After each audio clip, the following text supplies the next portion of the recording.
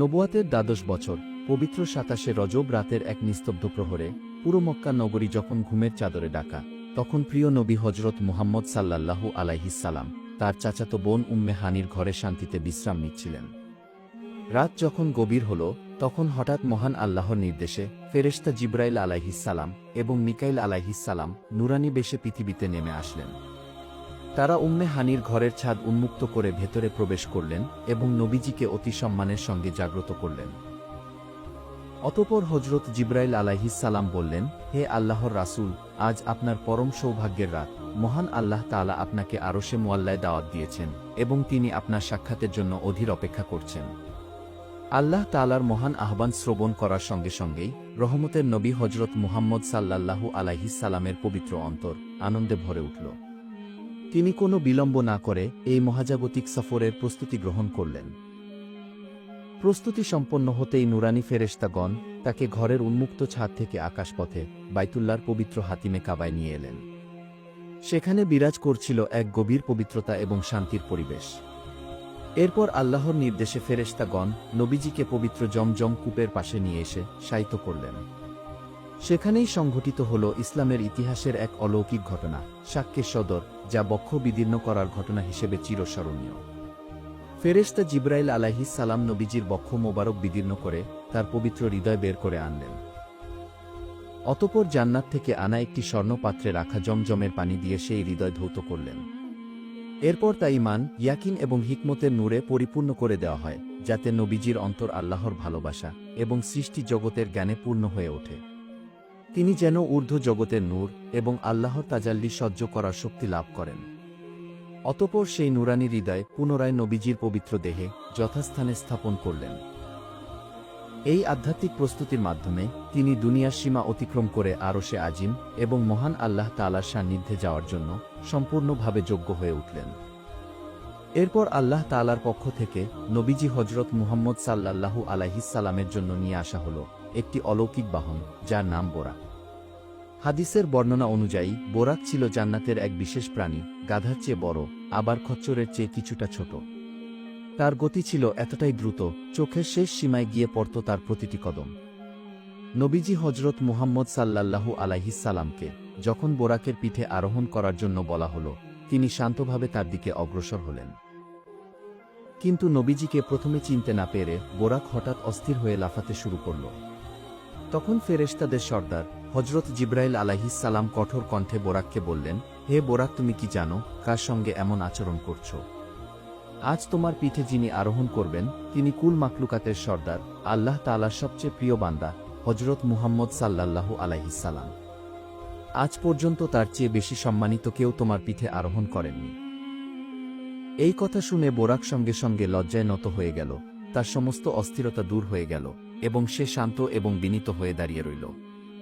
এরপর নবীজি হজরত মুহাম্মদ সাল্লাল্লাহু আলাইহিস সালাম বোরাকের পিঠে আরোহণ করলেন।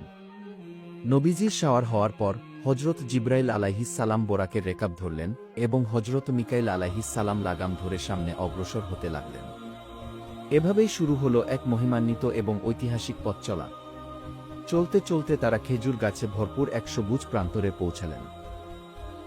সেখানে পৌঁছে হজরত জিবরাইল আলাইহিস সালাম বললেন, হে আল্লাহর রাসূল, এটাই আপনার হিজরতের ভূমি, এই স্থানের নাম ইয়াসরিব। কিছুদিন পর আপনি এখানে হিজরত করে আসবেন, আর এখানেই আপনার নতুন জীবনের সূচনা হবে। নবীজি হজরত মুহাম্মদ সাল্লাল্লাহু আলাইহিস সালাম গভীর মনোযোগে সেই স্থানটি পর্যবেক্ষণ করলেন। এরপর তারা আবার রওনা হলেন। কিছু দূর অগ্রসর হয়ে তারা পৌঁছালেন একটি সাদা রঙের জমিনে। তখন হজরত জিবরাইল আলাইহিস সালাম বললেন, হে আল্লাহর রাসূল, এই স্থানের নাম মাদায়েন। এখানেই অবস্থিত রয়েছে পবিত্র তুর পর্বত, যেখানে হজরত মূসা আলাইহিস সালাম আল্লাহ তাআলার সঙ্গে কথা বলেছিলেন এবং তার তাজাল্লি প্রত্যক্ষ করেছিলেন। এই বরকতপূর্ণ স্থান নিজের চোখে দেখে রাসূলে পাক হজরত মুহাম্মদ সাল্লাল্লাহু আলাইহিস সালাম আল্লাহ তাআলার দরবারে কৃতজ্ঞতা প্রকাশ করলেন। অতঃপর তারা আবার সামনে অগ্রসর হলেন। পথিমধ্যে তারা এসে পৌঁছালেন বেথেলহেম নামক একটি স্থানে। তখন হজরত জিবরাইল আলাইহিস সালাম বললেন, হে আল্লাহর রাসূল, এটাই হজরত ঈসা আলাইহিস সালামের জন্মস্থান। এই কথা শুনে নবীজি হজরত মুহাম্মদ সাল্লাল্লাহু আলাইহিস সালাম গভীর সম্মানের সঙ্গে সেই পবিত্র ভূমিও পর্যবেক্ষণ করলেন। এরপর নবীজি হজরত মুহাম্মদ সাল্লাল্লাহু আলাইহিস সালাম আবার সম্মুখে অগ্রসর হতে লাগলেন।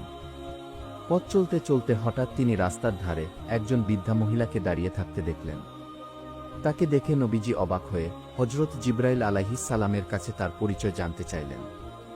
তখন জিবরাইল আলাইহিস সালাম বললেন, হে আল্লাহর রাসূল, আপনি সামনে অগ্রসর হন, তার দিকে মনোযোগ দেবেন না।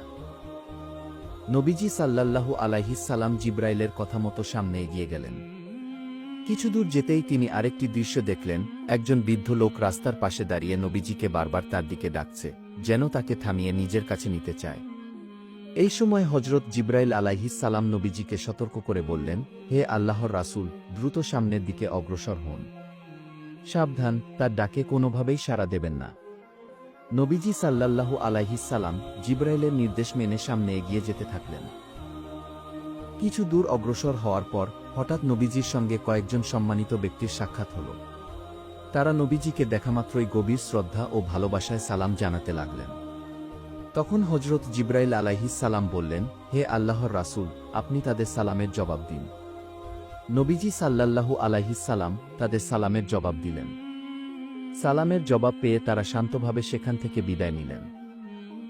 এরপর হজরত জিবরাইল আলাইহিস সালাম নবীজিকে বললেন, হে আল্লাহর রাসূল, যারা আপনাকে সালাম জানিয়েছিলেন তারা হলেন হজরত ইব্রাহিম, হজরত ঈসা এবং হজরত মুসা আলাইহিমুসসালাম। আর আপনি যে বৃদ্ধা মহিলাকে রাস্তার পাশে দাঁড়িয়ে থাকতে দেখেছিলেন সে ছিল দুনিয়া, এবং যে বৃদ্ধ লোক আপনাকে বারবার তার দিকে ডাকছিল সে ছিল অভিশপ্ত শয়তান। তারা উভয়ে আপনাকে নিজেদের দিকে প্রলুব্ধ করতে চেয়েছিল, কিন্তু আল্লাহ তাআলা আপনাকে হেফাজত করেছেন। যদি আপনি তাদের আহ্বানে সাড়া দিতেন তবে আপনার উম্মতেরা গোমরাহিতে লিপ্ত হতো। এরপর নবীজি হজরত মুহাম্মদ সাল্লাল্লাহু আলাইহিস সালাম আবার সফর শুরু করলেন। কিছু দূর অগ্রসর হওয়ার পর তিনি এক ভয়াবহ দৃশ্য প্রত্যক্ষ করলেন। তিনি দেখলেন কিছু লোক দাঁড়িয়ে আছে, কিন্তু তারা স্বাভাবিক মানুষের মতো নয়। তাদের চেহারায় মানুষের অবয়ব থাকলেও সৌন্দর্য নেই, বরং বিকৃত, ভীতি এবং অস্বস্তি। দেখলে মনে হয় যেন মানুষ হয়েও মানুষ নয়। নবীজি থমকে গিয়ে জিজ্ঞেস করলেন, হে জিবরাইল, এরা কারা? মানুষের চেহারা নিয়েও কেন এরা এমন বিকৃত?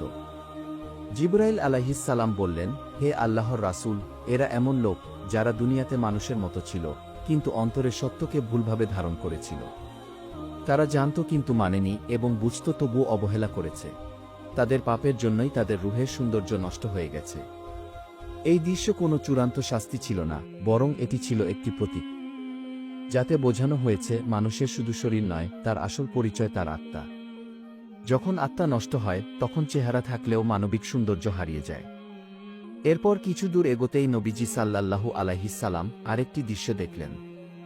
তিনি দেখলেন কিছু আত্মা আছে যারা শাস্তির আগুনে পুড়তেছে না, কিন্তু শান্তিতেও নেই। তাদের চারপাশ ভারী, বুকে জমে থাকা আফসোস, দুই চোখে ভীতি এবং চেহারায় অনিশ্চয়তা। নবীজি সাল্লাল্লাহু আলাইহিস সালাম অনুভব করলেন এরা খুবই কষ্টে আছে, কিন্তু এরা জানে না তাদের পরবর্তী অবস্থা কি হবে। নবীজি জিজ্ঞেস করলেন, হে জিবরাইল, এরা কারা? জিবরাইল আলাইহিস সালাম বললেন, এরা সেই আত্মা যারা দুনিয়াতে আল্লাহকে পুরোপুরি ভুলে যায়নি, আবার আল্লাহকে যথার্থ গুরুত্বও দেয়নি। নামাজ ছিল কিন্তু নিয়ম ছিল না, তাওবা ছিল কিন্তু দেরি করেছিল, গুনাহ ছিল কিন্তু গুনাহ ছাড়ার সংকল্প ছিল না।